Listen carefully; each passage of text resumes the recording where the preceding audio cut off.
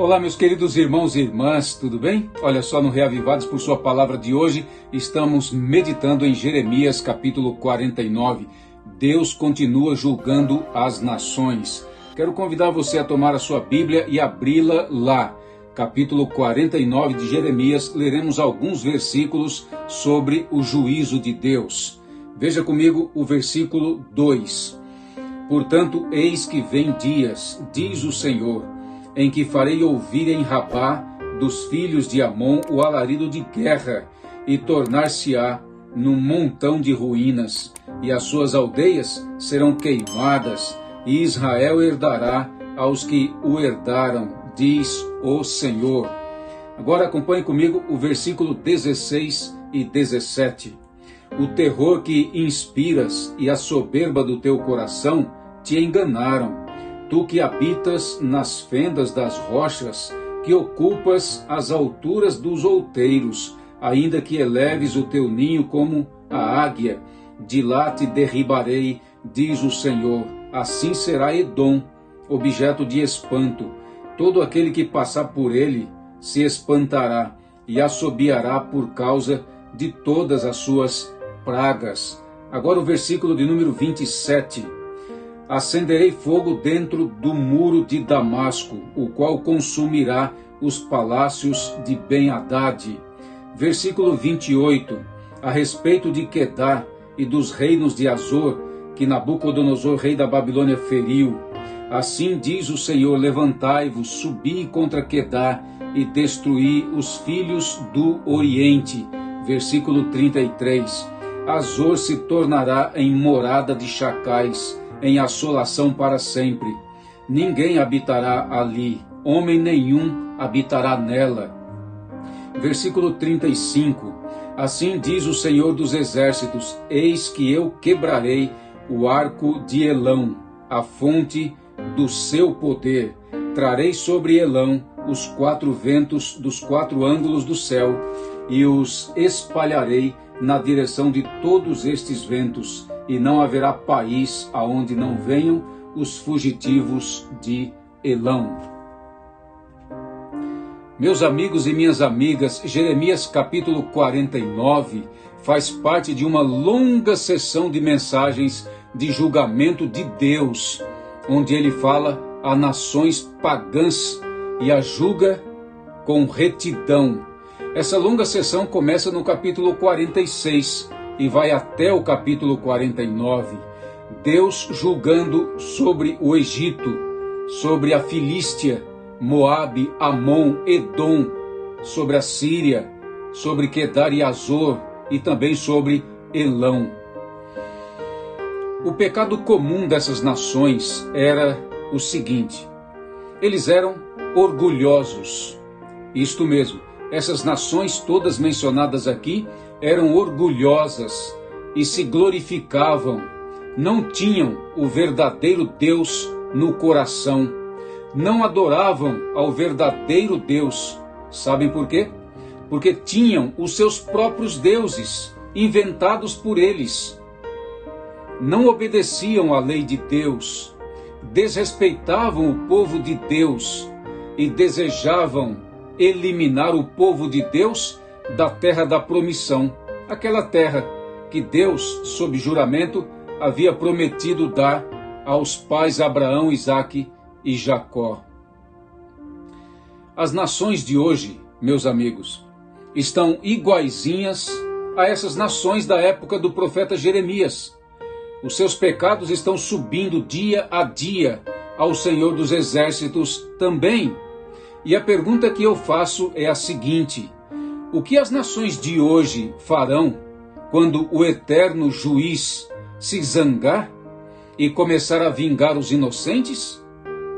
Horrível coisa é cair nas mãos do Deus vivo. Está escrito no Novo Testamento, em Hebreus capítulo 10, versículo 31. A ideia central dessa longa sessão é a seguinte: Deus é soberano e está soberanamente no controle da história das nações dessa terra. E nesse contexto de soberania de Deus, ele executará os seus planos de salvação e de juízo. de salvação, dando oportunidade de arrependimento e de juízo, punindo os rebeldes que rejeitaram a sua salvação. Ao estudar esses capítulos, talvez você se canse de ler sempre a mesma mensagem. O juízo de Deus está próximo e não há como escapar dele. Existe certa uniformidade no que Deus diz sobre 9 nações aqui relatadas. E, se não tivermos cuidado, essa uniformidade pode gerar comodidade e nos tornar insensíveis à mensagem de Deus. No entanto, não se esqueça, minha amiga e meu amigo, de que essas profecias aqui colocadas foram escritas sobre homens, mulheres e crianças de verdade. E o que Jeremias escreveu se cumpriu mesmo. Civilizações inteiras foram exterminadas por causa de seus pecados, e no devido tempo, até a poderosa Babilônia foi destruída. Isso significa que multidões de pessoas morreram e perderam a eternidade. Deus vê o que as nações estão fazendo.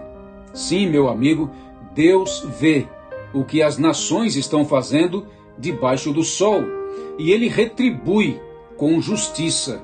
A declaração do rei Ezequias sobre o Senhor precisa ser enfatizada nos dias de hoje ainda. O Senhor dos exércitos, Deus de Israel, que está entronizado acima dos querubins, tu somente és o Deus de todos os reinos da terra. Tu fizeste os céus e a terra. Josué chamou Deus de Senhor de toda a terra. E tanto Jesus quanto Paulo chamaram-no de Senhor do céu e da terra. Em momento algum, Deus deu a lei de Moisés para as nações às quais Jeremias se dirigiu, mas ainda assim exigiu que prestassem contas dos pecados que cometeram contra ele e contra a humanidade, por causa do testemunho da criação a seu redor, e também por causa de sua consciência interior.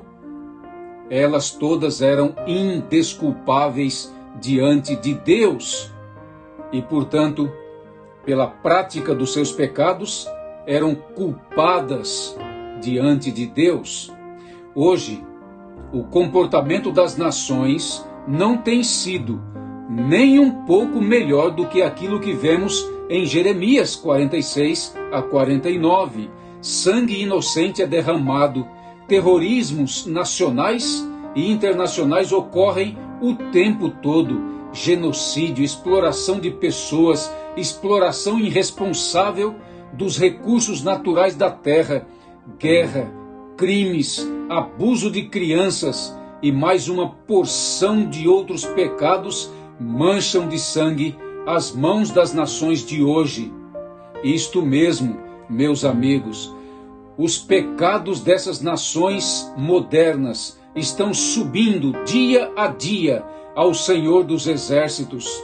E a pergunta que eu faço para você nesse momento é a seguinte: o que essas nações farão quando o juiz do céu e da terra se zangar e começar a vingar os inocentes? Está escrito no Novo Testamento, em Hebreus capítulo 10, versículo 31. Horrível coisa é cair nas mãos do Deus vivo. Que esse Deus vivo e poderoso nos livre do castigo eterno, em nome de Jesus, para a glória de Deus. Amém. Senhor, nesse momento, a minha súplica é que nos livre do juízo final, salvando-nos para a glória eterna.